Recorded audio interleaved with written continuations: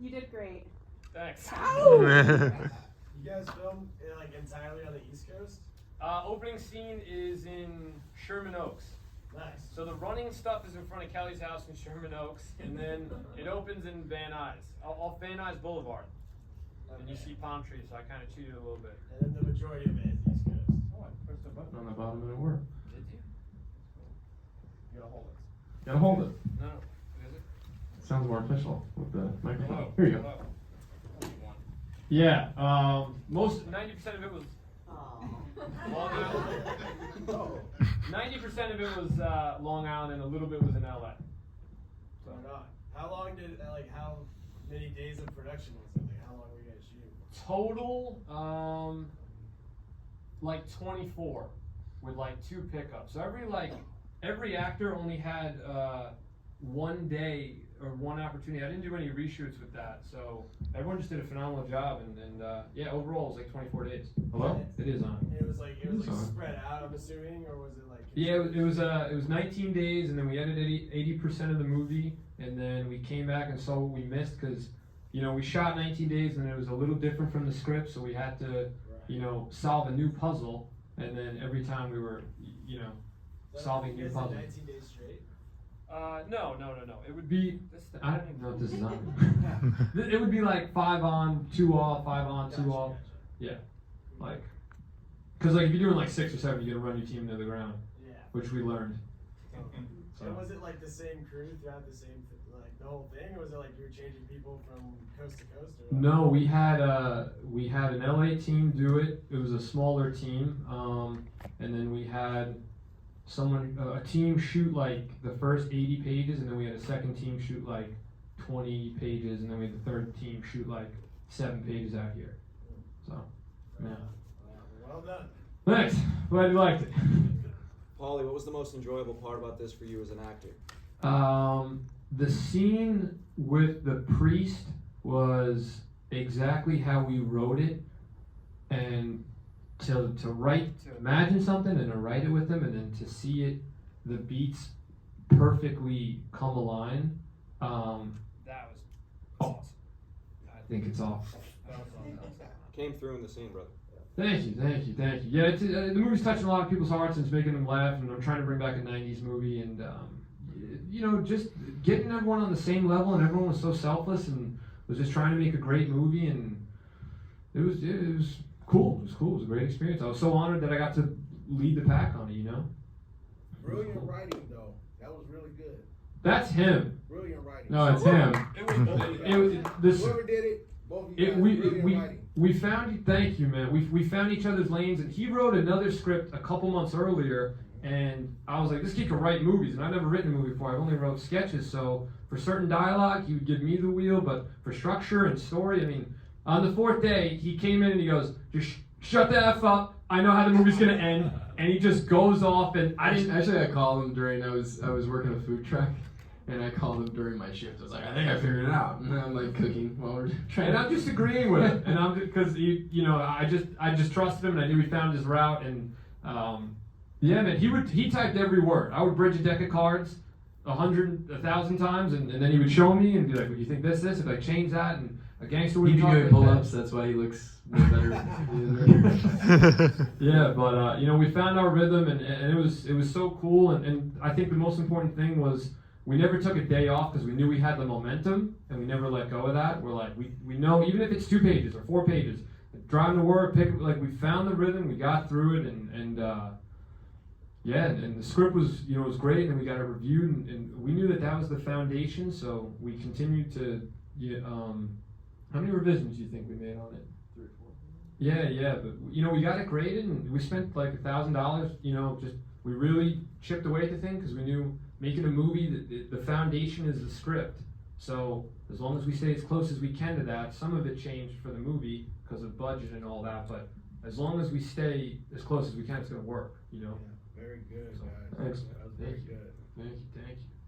Yeah, I love like the whip pan thing for like the reveal of the dog. Was that, I guess, like how early in the process was that conceptualized? Was that like on set you guys thought of it? So that was, I shot a proof of concept with my editor who edited the movie and the kid who played Danny in my basement, and my editor did that for us. And we just tried it, yeah. So we made, this 6-minute proof of concept. Then I showed him, and then 4 months later we wrote it. So that was like the first visualization of Mika. And then us like dropping the phone. It looked better in the proof of concept, honestly, than the movie. But yeah, that whip pan idea was like the, I don't have the $100 million the studios does, so how do we do this with $25? Like. No, I really dug it. I could tell it was like, it seemed like something that had a lot more meaning behind it than like you guys just like thought of it right then and there. Copy.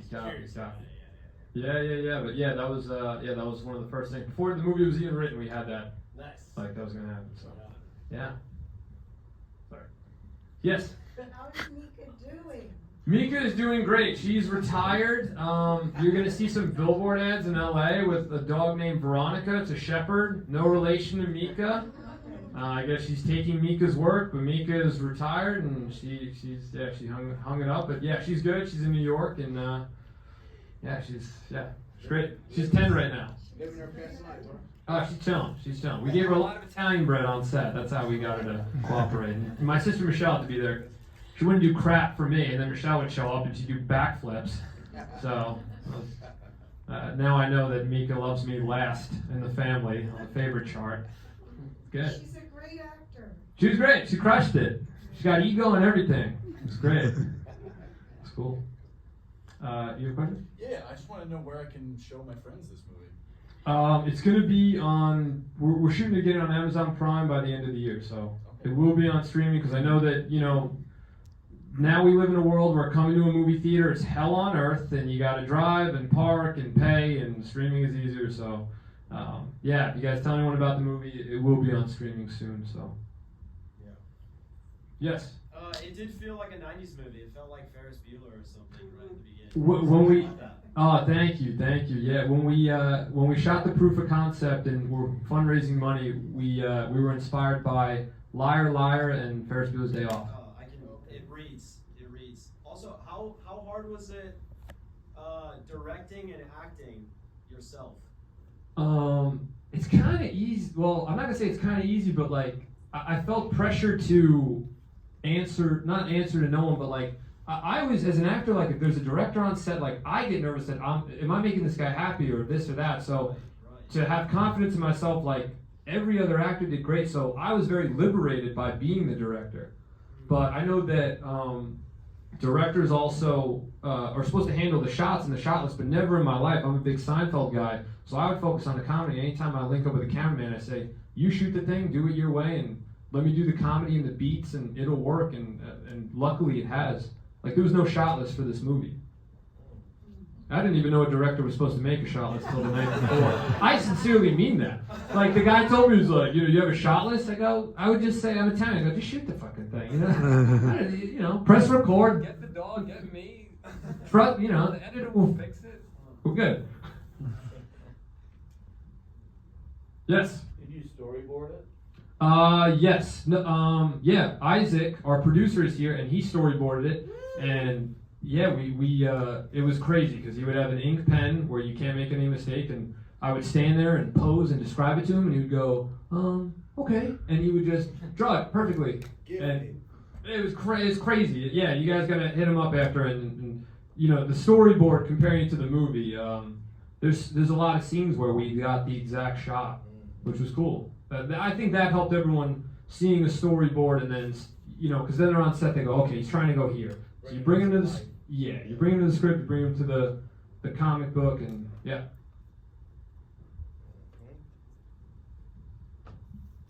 I did really enjoy how it was written, but I'm curious. I know these comedy things could be involving a lot of improvisation. Was that a big thing? Were you guys improvising a lot? And it seemed like it was a single camera show, so I don't know. Was that a challenge?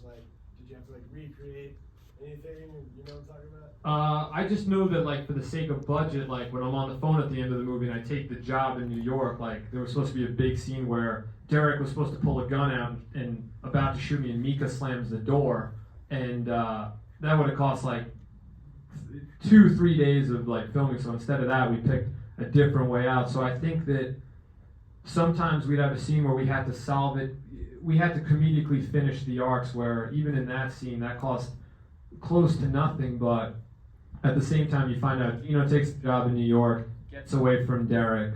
So there were moments like that where we had to compromise just for the sake of budget.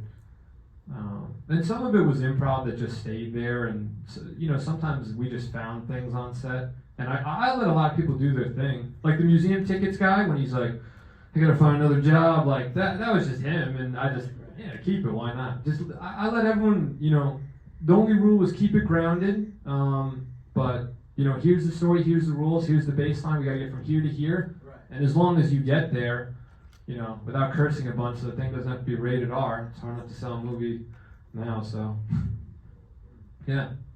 What was your favorite scene to write and then shoot? Favorite scene to write and shoot. I want to let Cooper answer this one first. I like I didn't shoot any of it, so really just the favorite scene to write was probably that the phone call scene. After the night after the hotel where they're all in the condom where what is it, Danny? Yeah. He's like, like that scene. Or wait, he's not. That's not the condom. See, I don't even know the movie that well. It was after they sleep together in the hotel. After they sleep together, yeah. And then Danny she's got the pregnancy test. That's my favorite scene. I thought it was really well executed. Yeah, that was good. But the pre-scene was my favorite to see on the screen. Yeah, the cool one.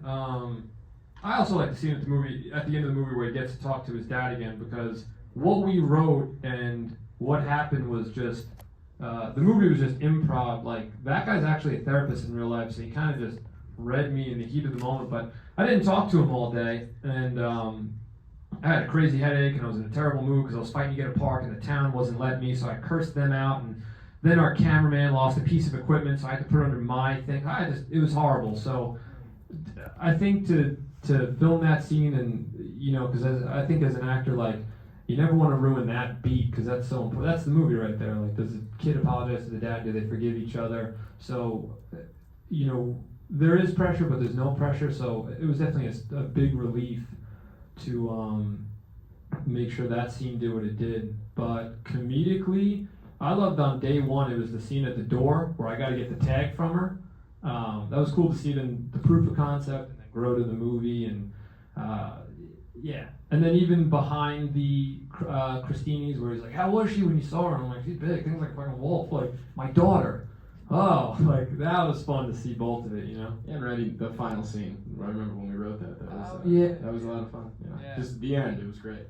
Yeah, that was cool, man. We just stuck to it, and this is off again, and